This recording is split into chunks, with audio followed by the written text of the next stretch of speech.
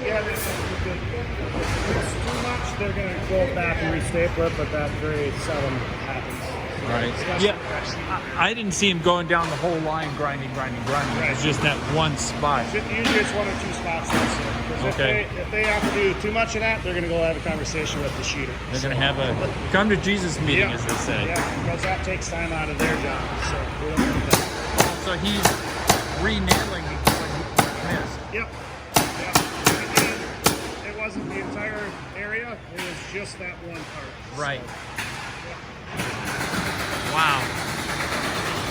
So then you got to interior walls, and not a whole lot goes on your landscape. Just they build it, stack it, band it up. We drill 4 holes to the bottom, 2 on each side. Come in here, pick up the entire path, and it goes on the bulkhead of the trailer. Then. And this gets craned in as well. Yep, this gets craned in. They'll pick up this whole path and drop it on the floor. Okay. And do they then put up each wall, or do they crane in the wall and drop it down? These are small and light enough. They'll grab a couple guys and they'll just start hand putting them up. Yep. So, and usually that's a pretty quick painless process as well, because they'll set all the exterior walls, and then there's a time frame to get the next truck in. So while that's happening, they got to fill up all the exterior walls. Pretty much by the time that truck gets in there, they got all the interior walls. I'm going to ask you a question I already know the answer to. Yep. Why would anyone build a house any other way? That is a very good question. Well, I mean, obviously, I discovered you and I like the product. Yeah.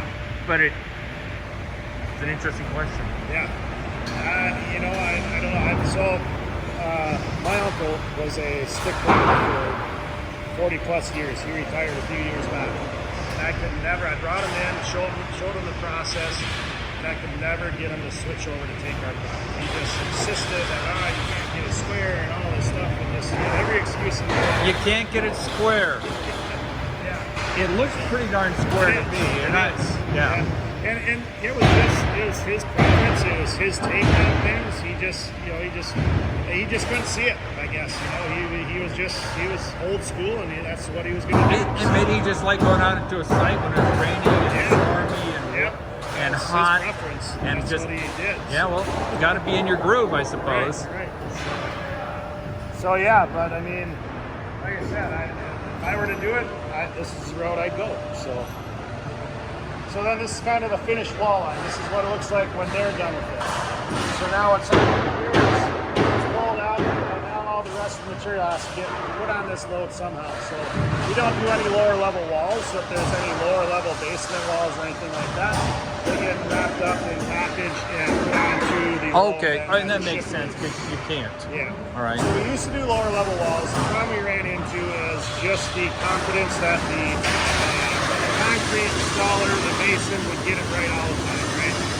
So what was happening, we'd send these walls out, and the crew constantly had to remodel. They had to cut off here, cut off there. So we just decided it's easier for the builder just to have somebody come in and build those walls on site to match whatever kind of Okay.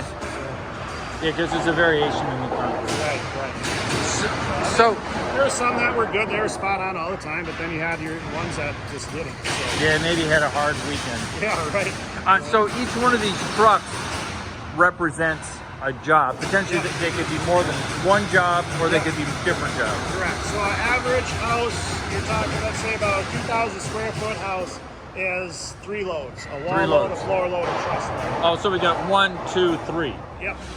So this is the house right now. So this particular house was a lot bigger. This was a good sized house. So I've got 2 wall loads, 2 floor loads, and a truss load on this particular house. Okay. So this house came down this line here, line 3. And now they switched over and they jumped over to line 1, and they're doing that house over there. So this was a house. Yep, that came down this line. Yep. And that's what this house is right here.